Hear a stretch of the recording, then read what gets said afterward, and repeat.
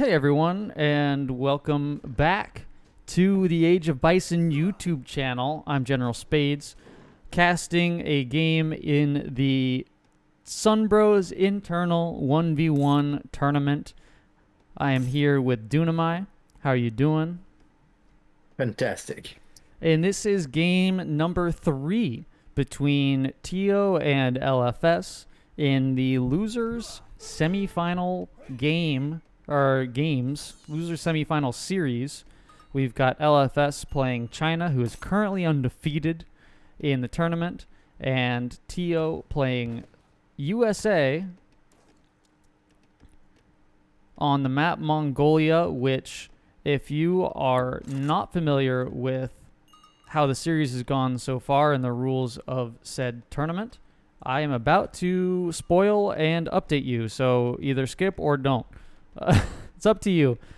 So the way this tournament works, so Tio won the last game as Sweden, and so LFS, being the loser of the match, picks this map, Mongolia, which is a livestock map, as China is a very good civilization. So Tio then picks his civilization, picked USA, and the counter pick comes from LFS as China.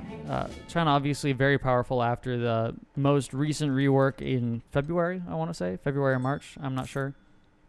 We'll turn Fog of War off and go take a look at all. I think there's 13 total yaks on the map, and China obviously can take advantage of these yaks much more effectively than the United States can. Talk to me about any other insights you have on this matchup and on this map specifically, Dunamai. Well, a very strong map for China, as you say, in Mongolia, lots of livestock. Also allowing, if you want to age up more quickly.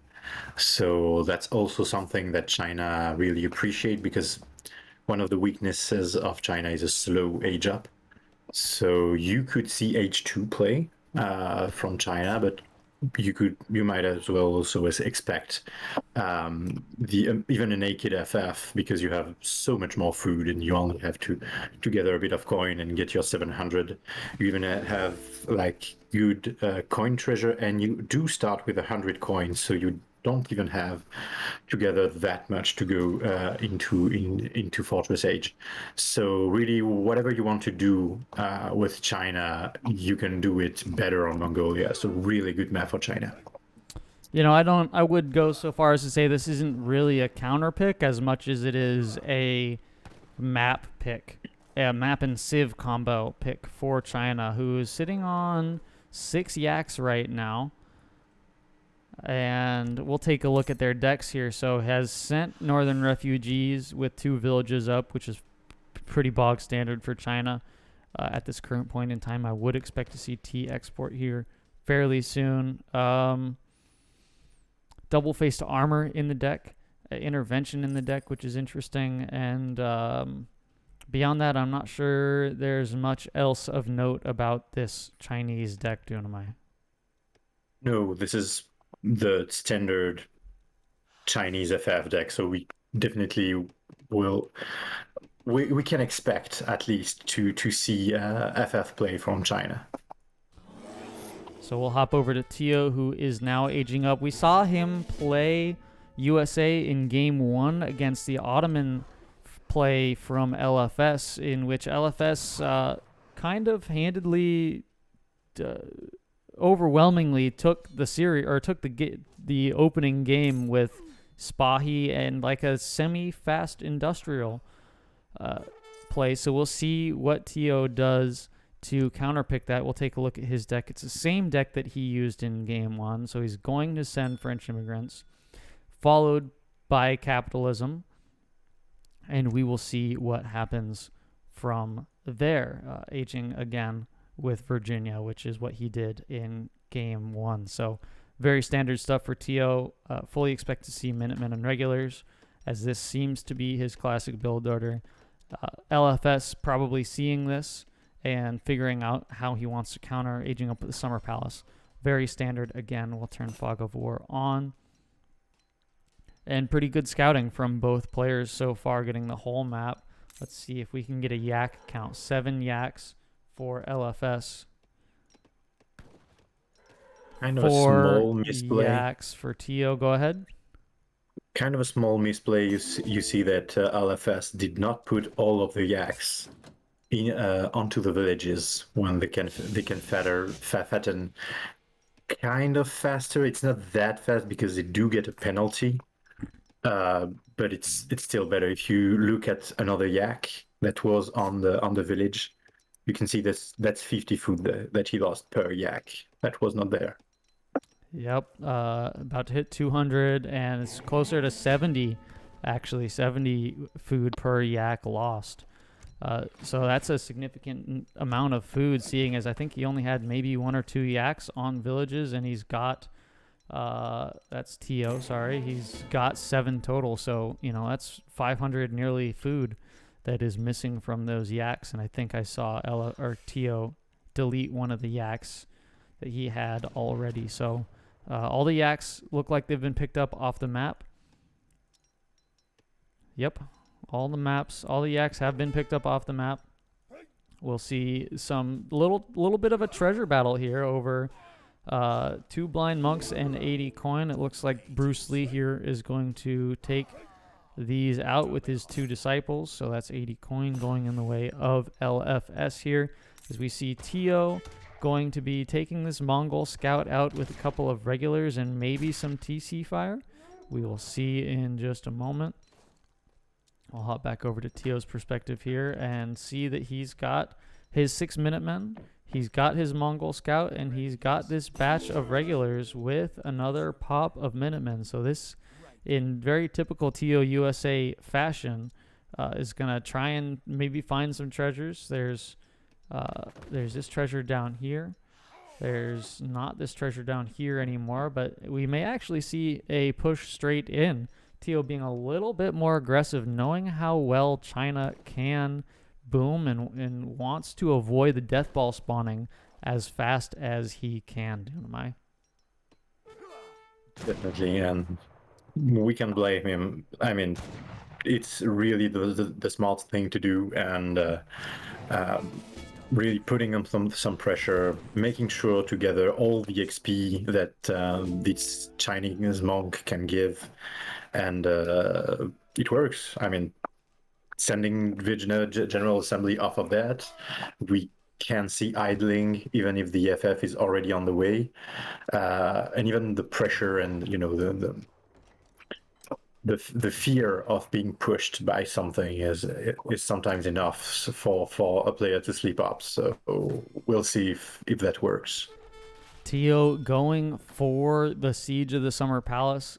This standard army pop is going to occur regardless. I think he's just kind of running around now. So seeing what he can see, maybe he's trying to see if he can spot out some villagers. Hasn't really explored the United States base at all. That is the one thing that he didn't do with his Mongol scout early, is see what LFS was up to and see where the hunts are. As now we see some irregulars coming out, and Tio now spotting that age 3 is on the way and that there's really nothing he can do about it at this point. Gonna run around. Tio, or LFS, is gonna be fast building this Summer Palace, and it's going to go up regardless, even if there's no villagers on it. So Tio, yep, not going to be able to deny the H3. Going to be sitting under some TC fire here. 20 villagers idle, so good job from Tio to idle the economy of LFS here. But other than that, he's not really able to do much else. Still sitting under 10 TC, 10 villager TC fire is going to get this consulate down, and maybe really good deny. Very good deny. Some of the most popular builds in China these days are consulate play, especially with this T export card being a new thing. I think, yep, picking up one villager, the other villager is able to pop into this village here. We will go ahead and turn Fog of War off and take a look at Tio's perspective, where we see him sending 700 coin Just popped a batch of Minutemen who are sitting in base right now. And gonna kind of run away and remass and try and get to age 3, knowing that, again, he finds himself behind the age curve of his opponent, which is not a good place to be in, Dunamai, at all. Yeah, and he did some damage. He killed the villager, denied the consulate, got some XP from said consulate and the monk. The thing is, the question is, will it be enough against the China Death Bowl? That's what we are about to see. And you really, one of the weaknesses of China is heavy cavalry. Your heavy cavalry with US is not that special unless you send the Georgia Hussar, but I don't think he has Georgia Hussar in his deck. Or if you ship the legions at a one-time thing, and that could be a really smart play, but I don't think he's macroing for it. He is aging to 3 behind this, going for New Hampshire, so he's going to have that factory, the ability to spawn the factory, and the ability to get some Napoleon guns.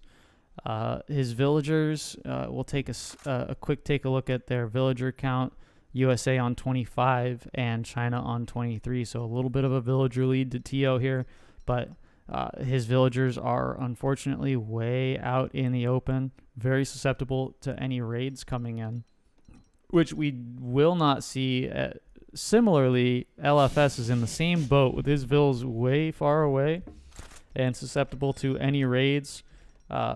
And I would start worrying about that now that you know Tio has hit age 3 and he could potentially, send this Armand's Legion or send the Pulaski's Legion or even simply send 5 regulars out to go explore the base. Unfortunately for Tio, he has not scouted those vills out as... Sorry, I didn't mean to click that. No, that is a village. I thought that was a consulate for a minute. If Tio had done a little bit better scouting, he'd see some dead hunts here and know to be able to raid. But as of right now, that is a blind spot in Tio's game plan. And in this game, information is certainly power. The more you can find out about your opponent, the better off you're going to be because you're going to know how to counter him. Russian-American company coming in. As we see a shipment available for the Chinese player here, going to be sending Beiyang army for Keshiks and Steppe Riders. And although we haven't seen much action, the death ball is starting to build for the Chinese player here. We're going to hop over to Tio's perspective, seeing this village. So he does... probably, I would suspect, know that there are some... Yep, there's a dead hunt that he sees there. He knows that there's villagers out there. Unfortunately for China, or for USA, China is fairly unraidable once they get their villages out. Early blockhouses from the... Or not really early blockhouses, but blockhouses coming in from the Russian-American company card for TO. Setting up a little barrier to prevent and warn himself of the death ball that... I'm sure he is expecting soon. And it's coming. It's coming. Disciplined Steppe Riders, some Kang pikemen to deal with. Really good call, I think, on these pikemen. He's only got 3, but it should be enough to, at the very least, make Tio think before dive bombing a potential Armand's or Pulaski's Legion out. As I think you see the difference here in the scouting. Oh, wrong button. LFS knew that these hunts were out there and almost with map hacks went out there and found these villagers, and he's going to get quite a few here. He's going to get, I think, at least 2 and maybe a third one that he got early on. And Tio is unfortunately kind of caught between a rock and a hard place. He's going to, defend the state capital potentially. It's very good micro. But he's able to, he is able to split his forces up. He's going to send his regulars out to take care of the iron flails and the Minutemen out to take care of these arquebusiers because Minutemen trade better against skirm-type units than the Minutemen or than the regulars do, because the Minutemen are technically only classified as infantry, not as heavy infantry, so no multipliers for the arquebusers for them. These regulars going to push the pikemen back, but unfortunately the Minutemen mass is gone now, so these arquebusers are going to be able to kite. LFS sitting on a shipment right now. Tio sending in rolling artillery, so he's got the mass of regulars to deal with these step riders and the iron flails that are all gone now. Keshik's still in the back, and this shipment of 3 Gatling guns, when it arrives here in about 10 seconds, is going to be able to deal with the arquebuser mass. And I think it's a mistake here, Dunamai, for the Chinese player LFS to be focusing on the state capital. At this point, the state capital's you've got everything you need as the United States player from the state capital, and you can just let this kind of die and not really worry about it. Yeah, it's basically the equivalent of the Summer Palace, but worse, because Summer Palace keeps giving you value, but this is just 5,000 HP that you want to siege but won't get a lot of stuff out of. It does give a good amount of XP when killed, but this mainly gave time to TU to ship the rolling artillery, get this on the field, and kind of a miss micro. Oh no, there you see it.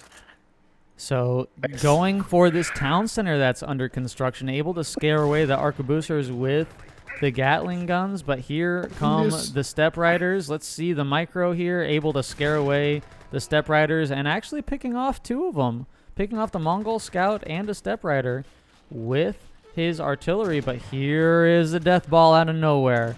More iron flails, and this is just an excellent pinch maneuver from LFS here. There's really nothing you can do. You're fighting Keshik's on one side, arquebusers on the other, and in the middle you've got these really beefy iron flails.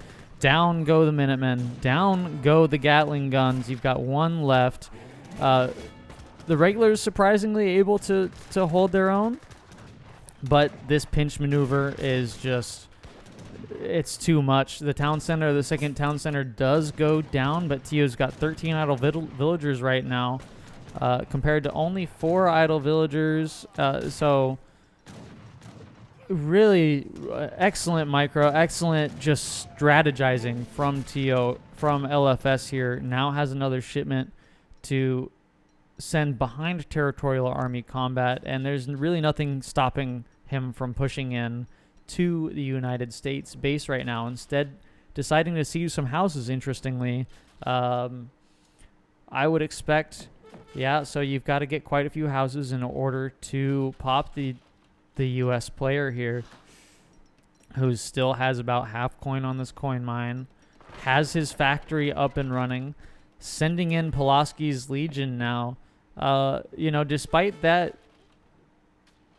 serious loss, I mean, the one thing I will say that is in LFS's favor is the 5K score lead.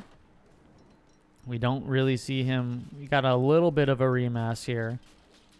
But I don't think Tio is completely out of this, as another villager goes down to some raids. The out of position villagers coming in, making a difference in this game potentially. Tio's definitely not out of it, but he has to do something with Pulaski's Legion. Like, you cannot waste Pulaski, and the thing is, the Cav is here to spot if Pulaski is here. I don't know, does LFS see Pulaski? He has not seen Pulaski's yet, so that is one thing that Tio does have going for him. Sees it now. Ooh. Very excellent micro from Tio to get Pulaski's on the arquebusers, force these meteor hammers away, and then running away. Oh, too bad. He could have, collapsed on the Cav, get a quick kill, and get out. That is something we saw in game 1 of this series, where Tio unfortunately shipped his Pulaski's Legion to the wrong town center. and ended up sending them straight to their death against Nizam Fusiliers and Guard Nizam Fusiliers and veteran Janissaries, and they just suicided. So Teo taking extra care to keep his very expensive Ulans alive. And we've reached a little bit of a stalemate so far at this point in the game. The scores have evened up. Teo now only down about 1,700. We'll take a look at some res here. 34 vills for the USA player, 32 for the Chinese player. Yeah, really interesting game we've got here. Obviously, the lead for China is going to grow with the second town center up now. Both players have a trading post or are in the process of making it. It looks like. Who do you give the advantage to here right now, Dunamai? So short term, the Chinese to TC is better, but you really don't want to be against an H4 USA or even an H5 USA with, insane federal card, excellent shipment, good technology, and unit with large base stats that upgrades simply will make better. Teo starting to train sharpshooters out of these two blockhouses, and very interestingly, Dunamai, these blockhouses have not really taken a factor in this game at all. As, burping. LFS has just completely gone around them. Does he know they exist? He doesn't even know they exist, but has conveniently decided to attack from the north flank. Did Teo is Teo sending Hamiltonian economics? Oh no, it wasn't. It was a mistake. Has canceled his shipment. I don't know what I would expect here from Teo. Maybe you see long rifles to get the. Does long rifles affect? Yes. Well, no. Sharpshooters in second age, so that doesn't matter. So maybe you see Continental Rangers, maybe you see United States Marines. As this battle is going down, I'll stop looking at the deck here. These Ulan's going to come in against these Repentant Cannoneers. Oh, no. Training Repentant Cannoneers. And this is a deadly combination for LFS. Attack move being busted. Attack move, yes. Being taken advantage of here, I guess you could say, as this is possibly the engagement that ends the game here. The pikemen are chasing the Ulans around. These cannoneers are absolutely having a field day with the Minutemen, and this largely, I don't know what else to say. I mean, LFS has been able to wipe very cleanly the entire U.S. force. USA sending... canceled. Never mind. He was sending Armands, but canceled it, and we'll see what he sends next, if anything here. Deciding rolling artillery is the play instead. And that's a much better shipment. The thing is, he fought without the Dragoons, and this Dragoon could have made a difference by protecting the sharpshooter and regular mass outside of the range of the skirmishes, behind the infantry mass, but still posing a threat for these Iron Flay that do have a multiplier against all infantry. So they're really good against these messenger type units this militiamen, the type unit that USA has. And it's starting to look very grim for USA right now. He is sitting on 18 idle vills, only 27 vills compared to 42. There's the artillery coming in, but the death ball has well and truly come to fruition. And at this point, you've got enough mass as China to essentially just right-click the town center and ignore everything else, because this force is really not worth much. I mean, this force is probably going to end up getting wiped by the massive arquebusiers. This is still just all regulars and 2 Gatling guns. And yeah, as we see here, very excellent micro kiting coming out, not doing his best to not let the rolling artillery, the Gatling guns, get in range. Is just going to run away, find this factory so he knows where to come siege it next, and look at the reinforcements coming in from the back. So LFS is going to bring his mass together as we do see our Mons finally come in for a USA player, just to try and get a little bit of counterplay here. Dunamai, I think the mass is just too big. The score lead has now doubled in the span of the last couple minutes as we've watched this game. Obviously, the 2 town centers making a huge impact now. The second trade post coming in. LFS on 45 to USA's just 29. And a castle coming up to lock TO out of very crucial food to the north of the map. So if he wants food, he's going to have to sneak around or going to have to go on mills. And the minute you're on mills, especially age 3 against China, is the minute you've lost this game. And also really good game sense from LFS. Like he could right click the TC, but really taking his time and making sure, I guess he's going to train infantry hand mortars. Sorry, I forgot the name, to counter the artillery.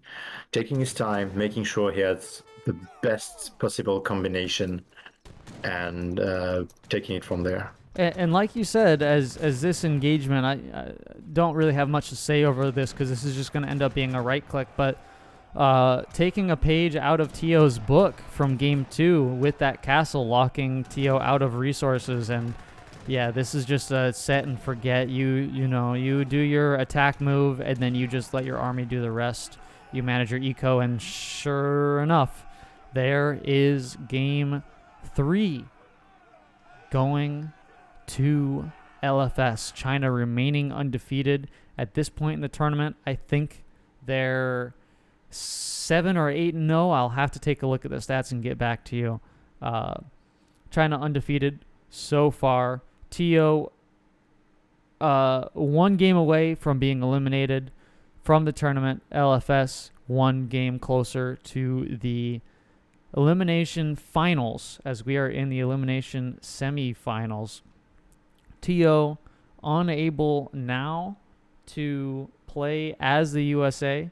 Not that he was going to anyways, because USA is not his main civ. So I would expect to see Sweden, as we'll view the post game here, from TO. And LFS has yet to replay a civ in this series. Give me your initial impressions on this game, Dunamai. Well played by LFS. I think I saw some mismicroing by TO in the first rolling artillery pop fight. We saw that the rolling artillery the Gatling gun mainly focused cavalry, and not the arquebusiers that were blasting behind them. So kind of a mismicro at that point. And I think after this first engagement with the pincer move, the 2 armies closing in on this rolling artillery pop. From there, LFS said, all right, I have a small advantage. Let's just make it bigger and bigger and bigger, and slowly choking TO out until he resigned. And very interesting to note as we're looking at the shipments total here, TO having the advantage as USA of having a huge shipment curve. At one point was up 4 shipments on his Chinese counterpart in the mid-game here, about 11 minutes, and was unable to leverage that at all, as we'll take a look at resources gathered fully in LFS's favor the entire game. And that, I think, is what made the difference here.